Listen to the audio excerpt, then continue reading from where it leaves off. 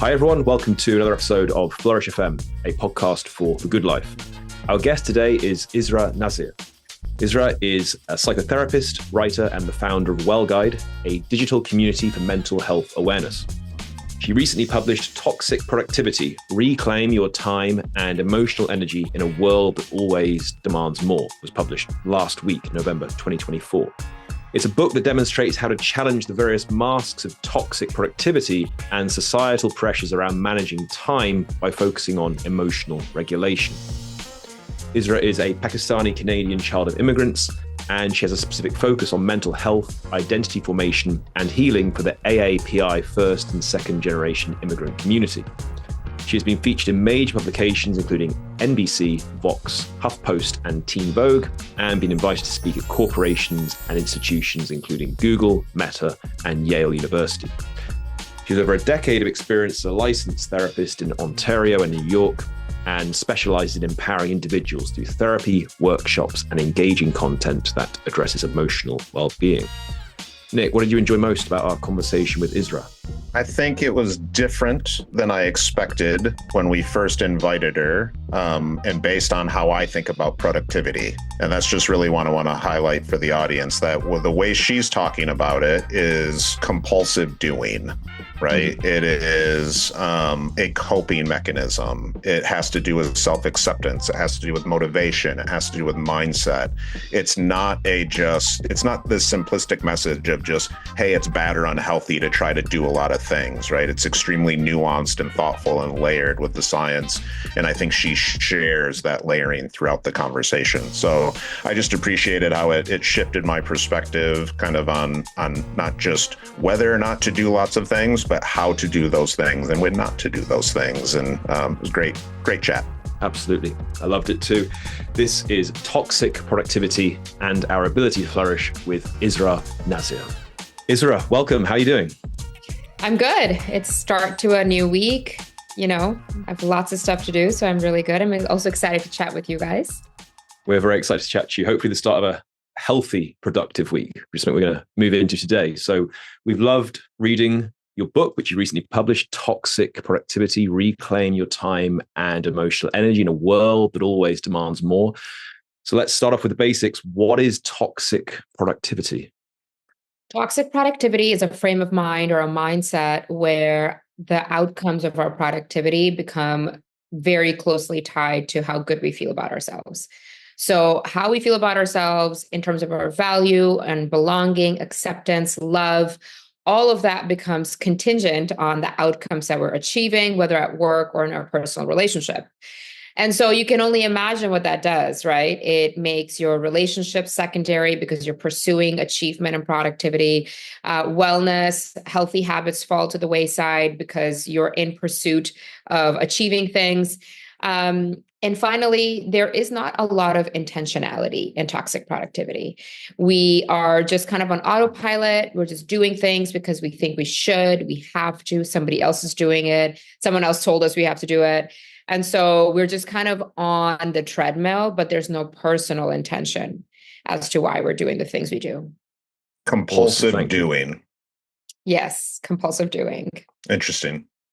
And it seems to permeate every area of a person's life. It's not just their work, right? It's also self-care and so on. Yeah, I think the thing is, historically, we've always believed that productivity exists in the realm of our workplaces only, right? Like we believe that it only happens in school, in work, and that's it. But the truth is, we actually bring this mindset to every domain of our life. Our physical health, like if we become very obsessively interested in the outcomes of our physical health, we can really laser focus in on that and, reprioritize our whole life to center on it. But any life that is lacking balance will be unhealthy.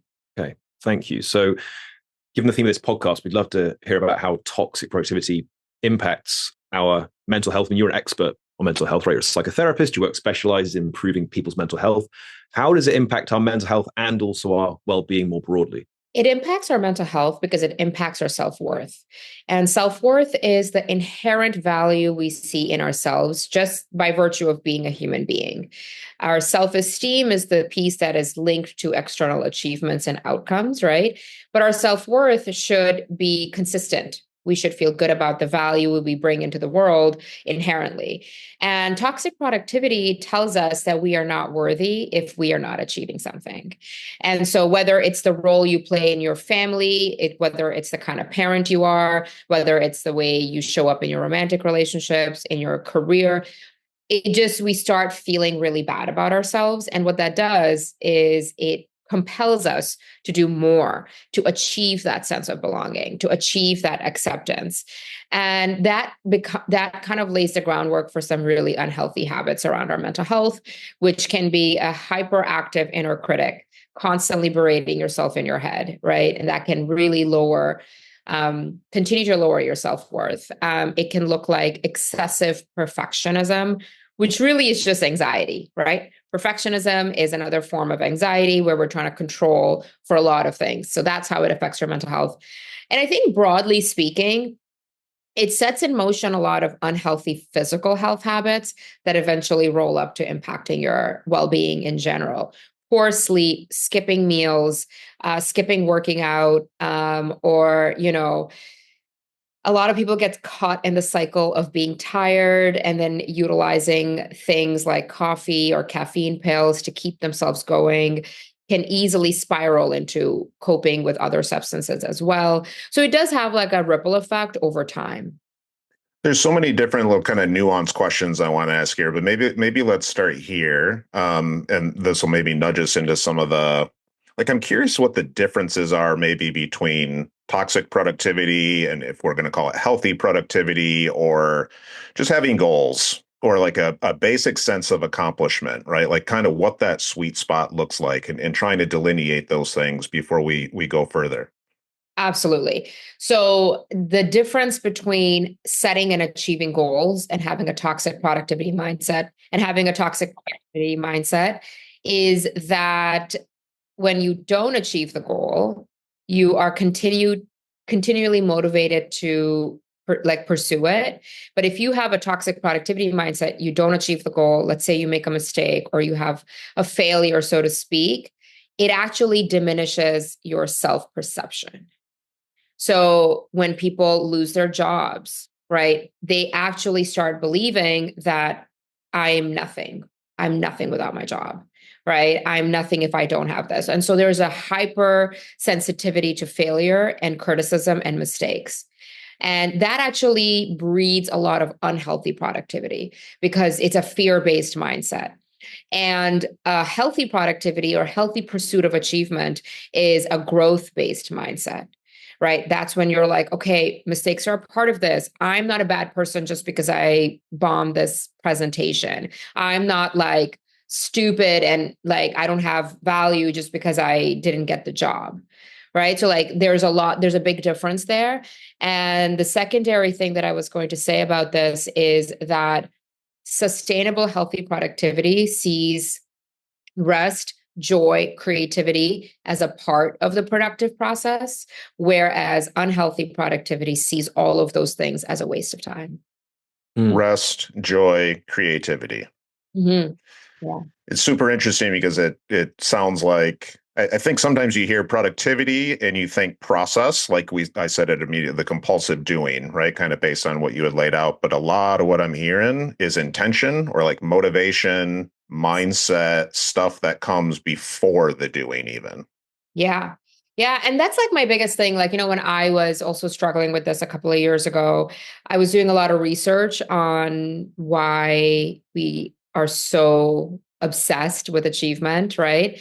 And one of the things I continuously saw missing in the productivity literature is that nobody was talking about the emotions that precede your productivity. And a lot of people talk about behavioral changes, habits, systems, hacks, like, this is how you can make yourself more productive or do more in less time and all that stuff. But I think what really matters a lot is the emotions that precede your productivity habits, that precede the doing, because that's what shifts your intention. Okay, so let's let's talk about that a bit more and connect it then with some of the things you've said. So you mentioned, for example, perfectionism being symptomatic of toxic productivity. And from what you just said, I take it that's tied to a kind of obsessive pursuit of goals, or a very setting extremely high standard for yourself to achieve goals, connected to what Nick said, and that's one way that perfectionism manifests. Yeah. First, is that correct? And what would be a kind of emotional mindset to going into being productive that would avoid that tendency to be a perfectionist? So, I mean, perfectionisms have no tolerance of mistakes, and perfectionisms believe that things can only be done in one singular way. So, the mindset of a perfectionist is one of control. Perfectionists are constantly trying to control their external environment, other people, how other people view them, what other people bring to the table, and what I bring to the table. There's a lot of control in perfectionism because at the core, there's a fear. There's a lot of anxiety. There's a fear that if things don't go exactly this way, bad things will happen, right? And I cannot tolerate that. I don't have the emotional resilience for it. So a healthy way of approaching your work is recognizing that some things are out of your control, that you can respond in an empowered way, but you might not be able to control what other people, how they work, the standards that they bring, right? And that you will make mistakes. Guaranteed. There will be a mistake that's made in this process of whatever you're trying to do. And that you have enough trust in yourself that you can tolerate what happens after you make a mistake. Mm-hmm. Perfectionists fear that when mistakes will happen, when things are not perfect, that I, the perfectionist, will not be able to tolerate the consequences. It will just completely be out of my control. So there's a lot of trust building when I work with perfectionists. There's a lot of self-trust building that's necessary. Did I see CBT in your background? I do practice with it makes a lot of good sense with some of what you're saying here. Yeah, but my original training is in psychoanalytic theory, and so I went to a school that's what like the domain they teach, and I think that really helped me understand people in like a much better way because their behaviors are always driven by our emotional impulses. Yeah. I'm a recovering perfectionist, and I recover more and more as we have these brilliant guests on our show that are experts in perfection. And every time I'm like, okay, I'm walking away from that. I'm going to go think about that one today. Yeah, and perfectionism is a really hard one because it's so deeply rewarded. It's rewarded in the workplace. It's rewarded in childhood. Parents love you if you are perfect, right? Like the workplace will really encourage you to be perfectionist. So like, it's very hard to tap out of it. It's a hard one. Yeah. Tell me about it. Yeah. Actually, if we could go on now we're on this sort of personal route into your personal journey into this book. You mentioned that you were doing research into the goals and achievement a couple of years ago. So what, and you've mentioned your background here in CBT and psychoanalytic theory and so on, and mental health awareness.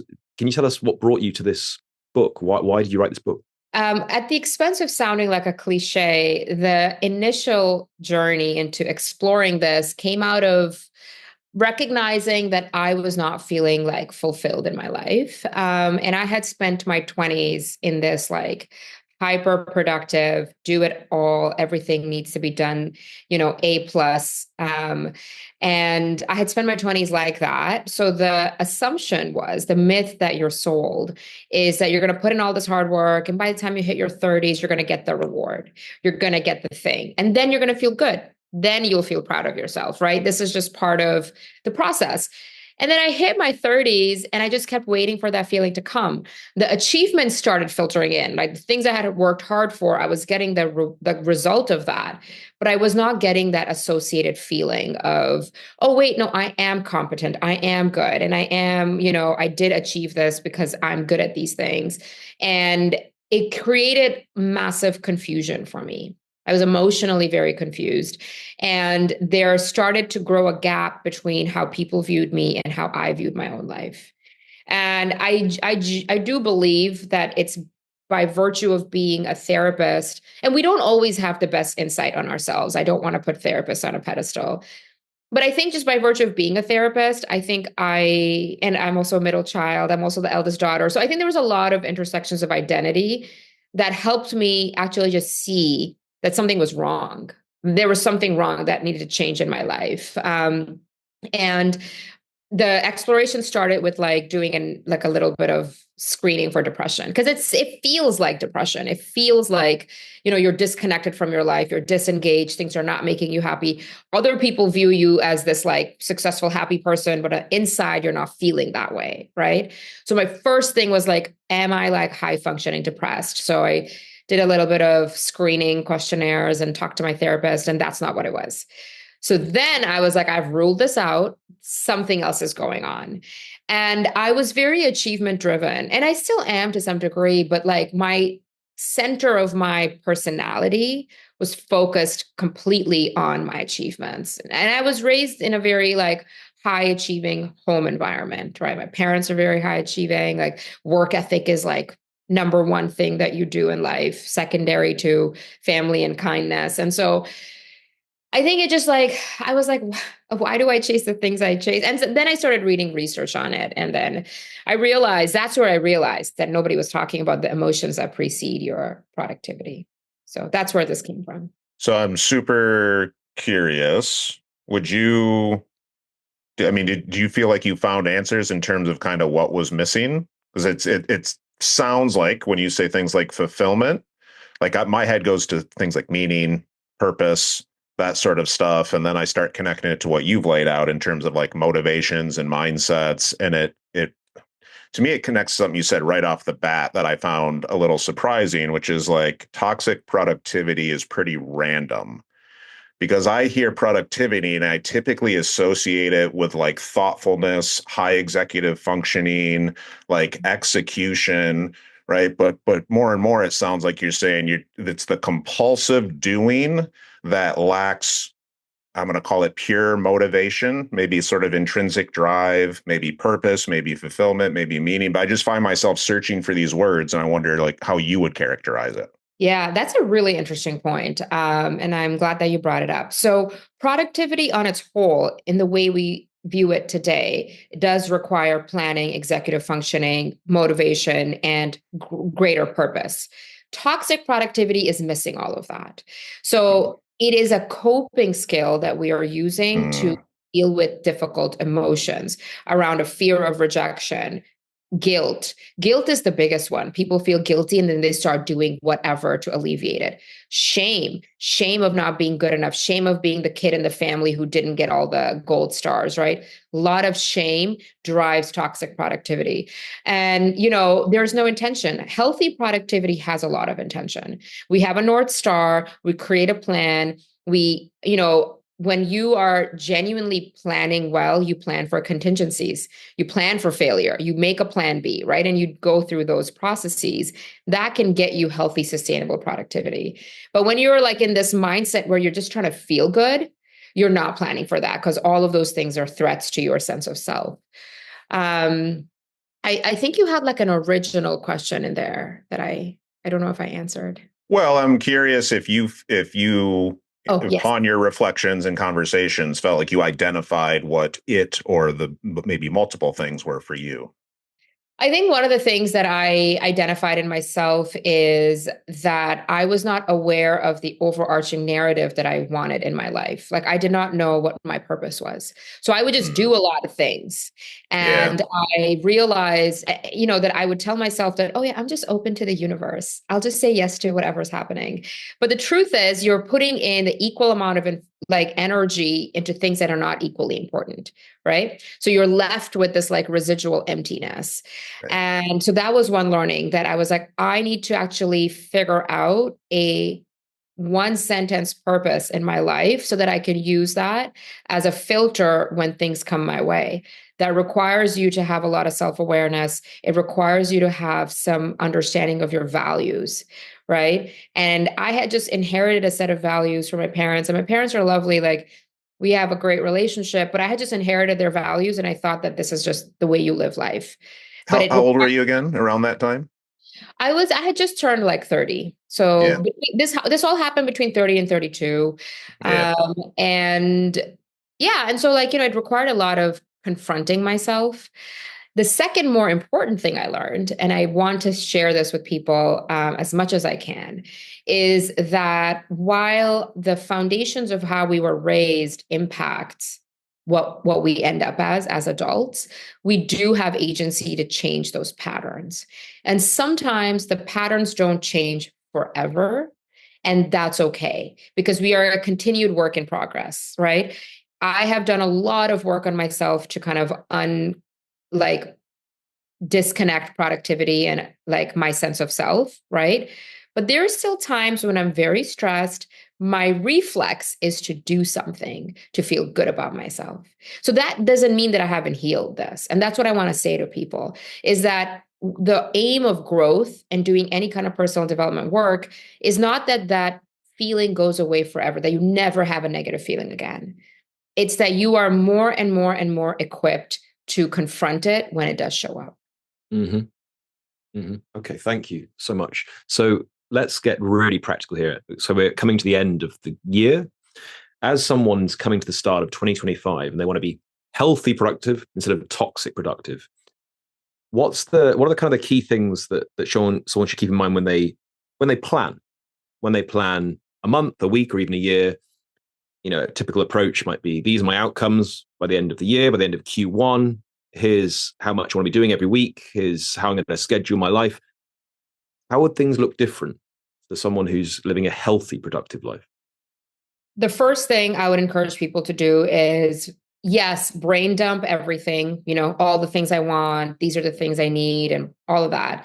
And then draw like a line if you're actually on paper or a document, like just make a table. And answer the question next to each thing. Why do I want to do this? And continue to follow that why. So I want a raise. Why? Because I want X thing. Why? Because I want, right? Just keep following that why until you get to a core value.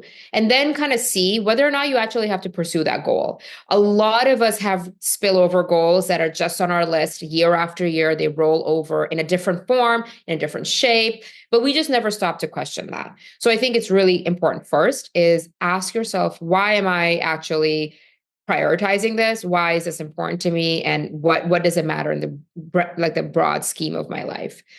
The second thing I would say is, as you're planning your time, definitely plan solo time, which people bristle so much when I say this because people say to me, you're not a parent, you don't know, like parents don't have time. And I have a lot of empathy for parents because our society is not built for parenting. Unfortunately, they make it very hard. But even if you are a busy parent, see if you can schedule weekly, if not monthly time on your own. It can be as small as 10 minutes a week or half an hour a month. It's really important to have those protected times in your calendar as you even plan your achievements and your outcomes and all of that stuff. So you're planning for some alone time where you can be introspective and reflective. And the third thing I'll say to somebody is undercommit. Undercommitment is like something I recently have been doing a lot more intentionally, and it does free up a lot of your time. So again, if you regularly commit to 4 things a week, see if you can commit to 3 things instead. Like that requires prioritization. And it's really important that we recognize the things that are important and urgent, not just important alone. Aside from those are all extremely pragmatic, structural, kind of functional, and just about everything you've shared so far today and that we've seen in the book, I think screams to the importance of self-acceptance, because a lot of this is like the motivation and the compulsion piece, right? And so I'll ask you the easiest question. Mm-hmm. How do you help somebody achieve more self-acceptance? Because that sounds like the linchpin here in a lot of these cases, right? Yeah. And I a lot of my work is centered around acceptance and awareness, because we just cannot change something we don't know. And part of knowing is accepting. And this is definitely a journey that people have to get on. But I think the first step that I work on with people is seeing themselves as whole. So a lot of people who are raised in like overachieving environments or, very strict households tend to view themselves through a deficiency list. So they see all of their shortcomings. They define themselves by their shortcomings. Oh, I'm so introverted. Oh, I'm too extroverted, right? Like you just kind of hear this. People don't even realize they're saying these things about themselves. Oh, I'm just late all the time. I'm this, I'm that, right? Like there's a lot of deficiency mindset. On the other hand, some people as a coping skill learn to only view themselves as positive. And that's also not self-acceptance. So I think my work is really like my task is to get you to see yourself as a whole person. So that requires integration. Like you integrate your good and your bad into one whole. And we can start doing this if we struggle with this. And let's say you're not ready for therapy or it's not accessible for you because it's not accessible for a lot of people, is to intentionally choose doing something that you're going to be bad at. And that really helps you flex that internal muscle of I'm choosing something, so I'm spending time on it. I'm empowered. I'm choosing this. This is my agency, but I'm bad at it as well. Right? Face the fear. Face the fear. Like pick a hobby that you suck at, pick something you've never done before. Put yourself in there, but choose it yourself. So you have that good part of agency and striving, but you also have the bad part of failure and mistakes, and just try to put those two things together. Very uncomfortable. It's very uncomfortable. Hi, friends. Nick here with just a brief interlude to share with you an update on one of our newest partnerships with the Anti-Fragile Academy. Throughout John and I's conversations with many, if not most, of our guests, one thing has been made really clear. In order for people to flourish, thrive, experience the good life, they need to develop the capacity to not only navigate and endure, but ideally grow from the bad, grow from unpleasant experiences. That's why we're thrilled to be partnering with our newest sponsor, the Anti-Fragile Academy, an organization that I co-founded with Dr. Adam Wright, Director of Mental Performance for the Washington Nationals. At the Anti-Fragile Academy, we work with adolescent athletes, executives, and educators to help them understand some of the science, not just of optimal performance, but of well-being and anti-fragility. The ability not only to endure and bounce back from unpleasantness, but to actually come back stronger, to grow from it. Between Adam and I, we've worked with Fortune 100 companies, Inc. 300 executives, Division I programs, and elite professional athletes and Olympians from all over the world. To find out more about how you can leverage anti-fragility training, check out our website at theantifragileacademy.com. And when you do those kinds of things, so I'm just going back to planning and goal setting. So I just want to get really clear on where someone might make a mistake here and end up being toxically productive. It's not a word, but end up falling into a toxic productivity mindset. Let's say you plan your time in the way you described, and you ask yourself, why am I doing this? Why am I doing this? So I'm going to pick something that I'm bad at doing and get better at it. What should the goal be? Presumably it shouldn't be, by the end of Q1, I'm going to be this much % better at this thing I was bad at the start of the year. Yes. Right? Yeah. Right. That sounds like what you're describing as toxic productivity. What is the aim? I want to be the kind of person that builds their skills over time and is happy with the place they're going to with their skill development. So Sure. So the thing that I was talking about, like pick something you're bad at, that has to be completely unrelated to achievements. The goal there is to become comfortable in seeing yourself as both good and bad. So there's no like marker of success. There's no progress metric there. That's really what you're trying to do, is to be really present in doing the thing. So this is like kind of like pursuing a hobby. So toxic productivity will tell you that anything that is that is connected to your achievement, anything that is disconnected is not worth it. So I meet people who exclusively read nonfiction. because they think that reading should only be for learning, and they haven't read all of these beautiful works of literature and beauty in the world, right? Like people don't go to art galleries anymore because why? Oh, well, it's a waste of time. I might as well go to this mixer that's happening and I might network, right? People actually don't even build new friendships anymore. People are always networking. What can I get out of this person? And it becomes so transactional. And so when I say pick something to be bad at, it's something that's completely disconnected from a goal. The goal is just to be comfortable in being bad. And so, for instance, taking an improv class, right? Mm. You're not going to be an improv actor if that's not your life work, but just taking an improv class and just being present. Because toxic productivity is always telling you to be in the future.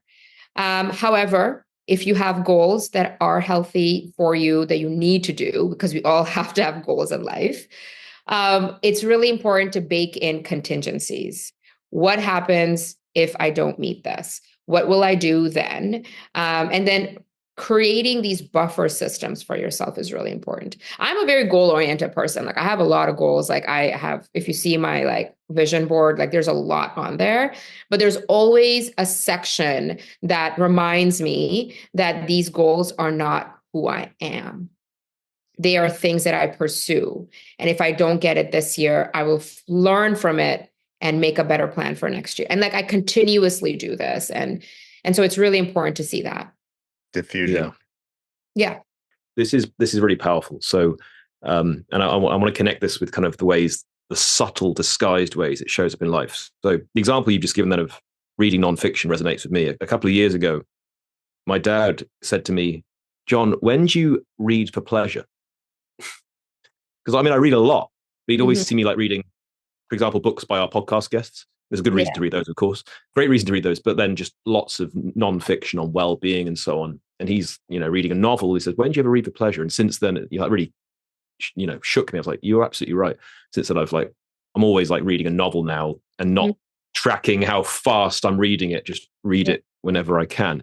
But I mean, a really interesting point you make in your book is that the self-care industry has become toxically productive, toxic productivity again, right? It's because people are so like goal oriented there. So what are kind of the warning signs we should watch out for when we have a good intention, like I'm going to recover more, I'm going to sleep better, I'm going to exercise more, whatever it might be, read more fiction, but it starts becoming another example of toxic productivity? The quality of the way you talk to yourself, that makes a big difference. Like if you are berating yourself in your mind because you didn't sleep well, because you didn't get to bed early enough, or you were scrolling for 20 extra minutes before going to sleep, but you were talking to yourself in a way that you would never speak to another human being, that is a huge sign that you've tapped into this mindset, because toxic productivity feeds off shame. It feeds off guilt, right? Because we can encourage ourselves to meet our goals of sleeping well or self-care in a kind and compassionate way as well. And sometimes you do that. But if you're consistently berating yourself, then that's something to look out for and be mindful of. It might feel like the norm because a lot of our baseline inner critic's voice is often negative, right? It's sometimes a teacher, a mom, a dad, or like an older sibling that stays in our mind. But it's not, you don't deserve that. Like you deserve a compassionate inner voice. And so that's one sign. Another sign is if you are obsessively marking progress, right? If you've got 4 apps on sleep and you're refreshing, looking to see the analytics for it, and you've really gamified it, then you're losing the purpose of sleep being self-care. Because when we gamify things and we start putting metrics of success and progress to it, we start feeling competition. We might, every app will tell you to connect to socials and see how your friends are doing. Why do they do that? They do that because comparison breeds fast behavior, right? Comparison breeds behavior change by what? By shaming us. Like that's such a basic human drive that a lot of app features take advantage of. And so that's a sign that your self-care is becoming unproductive, or I guess unhealthy, is that you're comparing yourself to others and you're just obsessively metric watching. And even with the books, I detest reading challenges. Like that's like if I were to drop like a gripe here, like I hate reading challenges because they have taken away the joy of reading. I know people who use Blinkist and short form, which are great tools, but they use it to claim that they have read the books. So they Hmm. increase their book account. And if you think about it, we originally started reading as children for joy, for imagination, right? To help us relax and help us go into a world that we didn't have access to. And then we just stop doing it. We do it to feel bad about ourselves. Yeah. It's really weird. And Yeah. I'm not singling anyone out here because I had that phase in my life and I share about it in the book where I stopped reading fiction and I was devastated when my friend pointed it out to me because it does take somebody else to tell you. Absolutely. And you must see this all the time Yeah. as a psychotherapist, right? I do. And like I also like to tell people that like I'm in it too. like I have a lot of struggles with this and I constantly Sure. have to check myself. I generally find most books have some sort of personal element or lens. Yeah. Why? I mean, why would they not? Do you and Kristen Neff know each other? I don't personally know her, but I do admire her work. And I Yeah, think I same. quoted her in the book. Yeah, I don't know. I was just occurred to me why we haven't had her on the podcast, but we should do that, John. But it sounds like, and for listeners, so we're talking about self-compassion, like that whole everything you were talking about there sounds like a lot of self-talk and self-compassion work, Yeah. potentially as one avenue, right? Mhm. Yeah. Okay, so you've just mentioned the problems of comparing ourselves to others and gamifying all our experiences and sharing how many books people have read on socials and so on. And one of the things you describe in the book about how to escape, break free from toxic productivity involves a mindset shift. And part of this involves moving away from what you call having a comparing mindset. So what does it mean to have a comparing mind and how can we shift our mindset out of that to the healthier alternative you describe in the book? The comparing mind is always looking outside. So, in the comparison mindset, we are very much focused on the external world. What are other people doing? How are they getting there? And so these are good questions to ask, right? But what happens in the comparing mind is that you are always looking at yourself again through this lens of deficiency. Other people are doing this other stuff. I'm not doing it. Therefore, something must be wrong with me, right? That's the formula of the comparing mind. On the other hand, the inspired mind is other people are doing this stuff. I'm not doing it. How can I get there? What are the things that I need to set up to get there? And do I even want this? Right. So the inspired mind is looking for inspiration, both internally, asking, hey, is this important to me actually? And externally, what do I need to change in my life for this to be true? Like for me to get this thing. And I see this most often in romantic relationships. Mm. People pursue romantic relationships because other people are doing it. They have no insight about why they want it, or how they live and be in relationships, what it will do to their life if they get into a relationship, like a long-term committed relationship. Are they even ready to provide that for somebody else? It's all about other people are doing this. So there's this external pressure, and we're comparing ourselves to that. And that puts you in this mindset of compulsively doing to get into a relationship, right? And I see people do this a lot. And then they get into the relationship and now they're like, wait, I don't think I was ready for this, right? And then that kind of leads to disastrous outcomes. And so the comparing mind, I want to say is, we have evolved to compare ourselves to other people, right? Because if you think about it, it's a safety mechanism. When we lived in smaller communities, if everybody was similar, if I'm looking to see what everybody else is like, and I'm also like that, I stand out less to predators. Like that's the basic human like brain function. But our society evolved faster than our brain has evolved. And Mm. so now we have an unlimited number of data points to compare ourselves to. I can open my phone right now and compare myself to a random brown girl in New Zealand. And I can say, well, she's done all these things. Why haven't I done them? Right. Whereas that just wasn't possible even 50 years ago. And so we're kind of in this like oversaturated state as a society where everyone is just sharing the best of their lives on social media. And we compare ourselves to that every single day. So how to break free of that when it's so embedded and in our face in culture? And you're an expert on this from many levels because you are very active on social media, right? You offer mental health awareness strategies on there. So how would listeners do that? How do you break free of this, or to a sufficient degree? Yeah. So first of all, there's definitely like a very contemporary problem, right? And what I want to say is, then this is going to sound trite, but it's not. It all begins with awareness of your patterns. We are just creatures of habit as people, right? And so we just do the same thing. We go to the same place for comfort and all of that stuff. So the first thing you have to do if you want to break out of the comparison mindset is recognize you're in it. How are you going to recognize you're in it if it's around you all the time, right? That's where you can bring in a friend. Like, get a trusted, safe person and have a candid conversation with them about how they view your relationship to comparison, and be open to hearing it, right? Because the thing is, like, a lot of us are raised to compare ourselves to other people. Our parents compare us to our peers. We get put into athletics or music that's all based on comparison. So for many people, this is just the air that they breathe. And so you have to bring awareness to your own habits.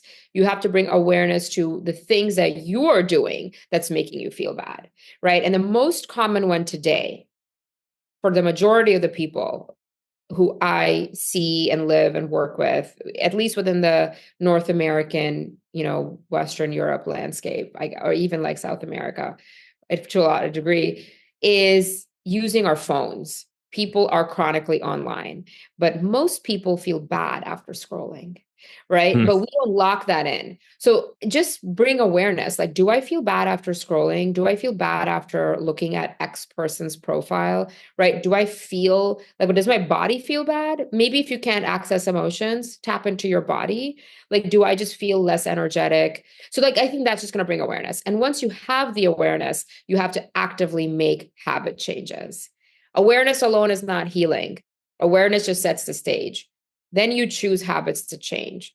Something that I do, and I encourage other people to do, is a kind of like a digital declutter.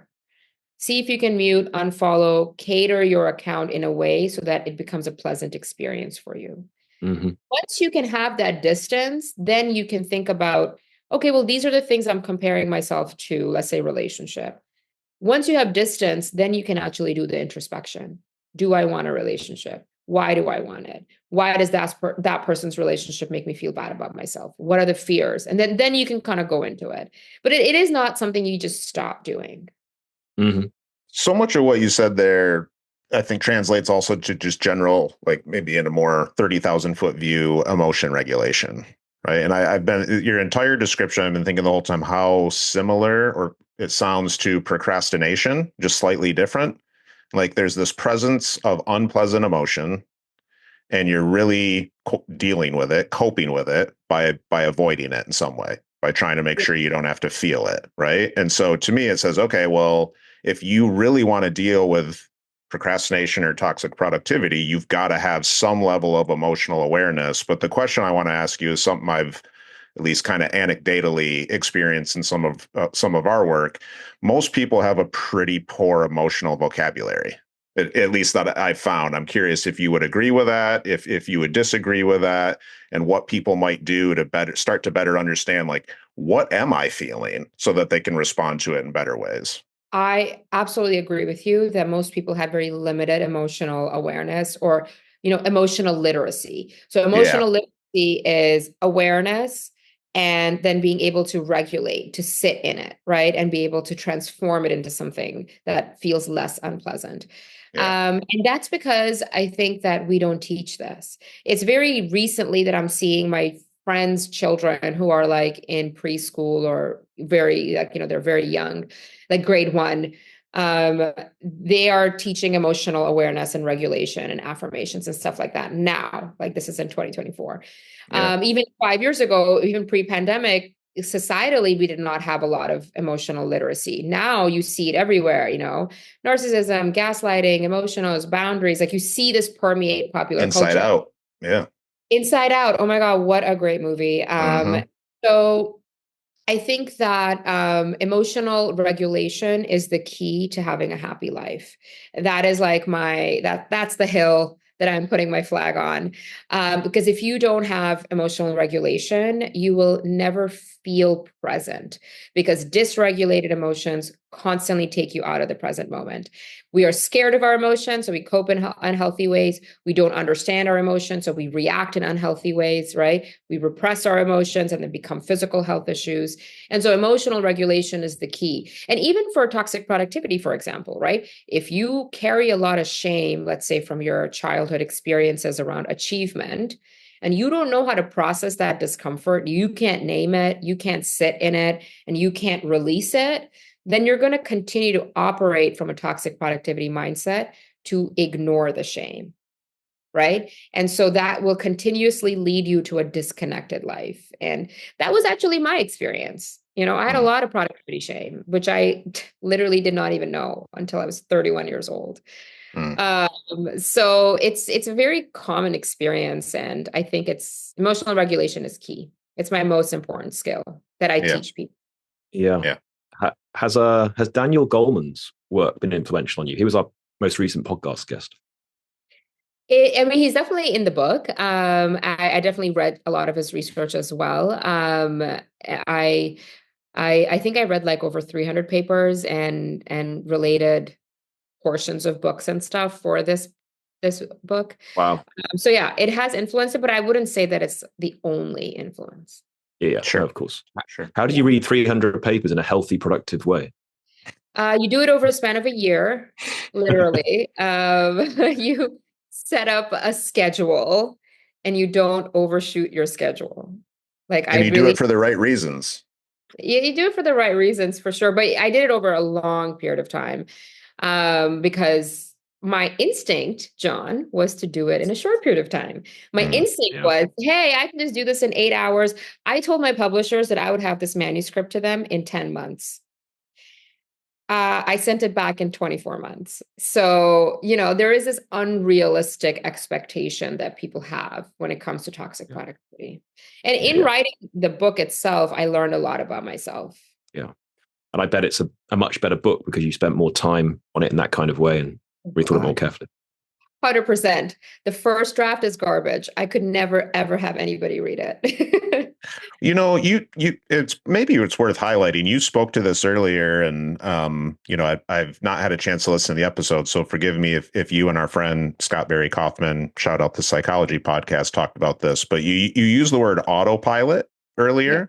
And Scott writes a bit about, what I think he calls like the imagination sort of network or whatever it might be, but we'll commonly know as the default mode. And I've heard you kind of and sometimes people call it autopilot. So there's I'm kind of asking bad autopilot. And I think you've made a case for good autopilot where your mind can wander and ideas can consolidate. In other words, you should have downtime.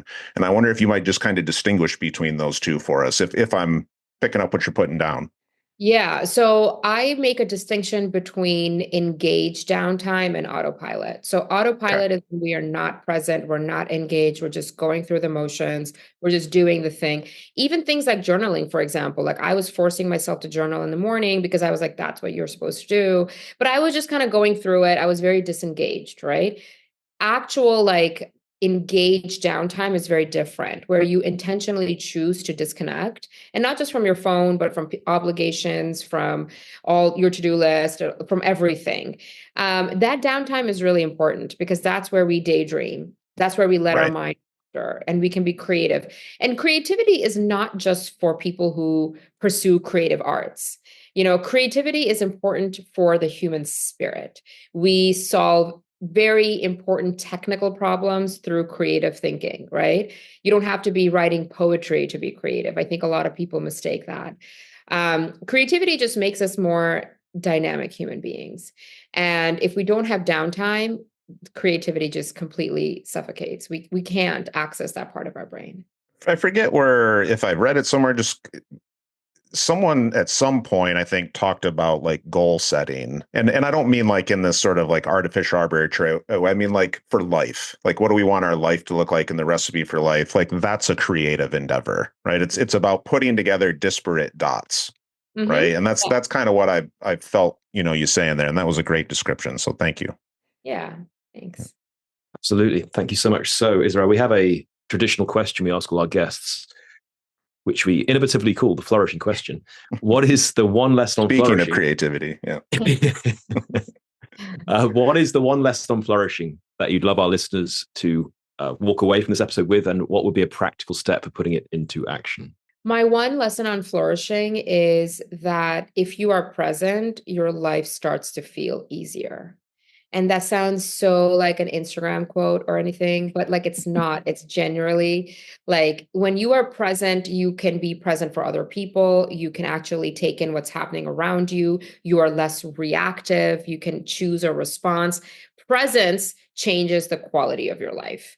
And a very practical way of increasing that muscle, because again, we are so reactive. We have this false sense of urgency. We're in our phones all the time. Emails are coming through at 11 p.m., right? The to-do list is forever. A way to actually access this presence is by doing things that require you to go into flow. So whether it's a puzzle, whether it's mindful cooking, whether it's traditional meditation, whether it's adult coloring, like something that will tap into flow state in your mind will help you flex the muscle of being present when you are with other people. And that will, over time, really change the quality of your life, starting from your intimate relationships all the way to work. If you can be more present, everything feels better. Amazing. Excellent. Thank you so much, Israa. So where can people learn more about your work and your new book? The best place is my website, israhnasir.com. So lots of resources on there, and bonus content. And there's a book page where you can learn everything about the book as well. And then I am very active on social media. So you can definitely find me on Instagram. It's well.guide. I'm always happy to kind of respond to people if they have any questions. Thank you so much, Israa. This has been Toxic Productivity and Our Ability to Flourish with Israa Nasir. Thanks so much for listening to Flourish FM. We hope you enjoyed the content. Please be sure to leave us a 5-star review and hit that subscribe button wherever you listen to your podcast and on all major social media platforms. And if you visit our website, flourishfmpodcast.com, you can sign up to our newsletter. We send out a weekly newsletter. First newsletter of every month, we share a long-form blog. And every newsletter, every week, we share highlights from our previous episodes. Please hit subscribe on our website.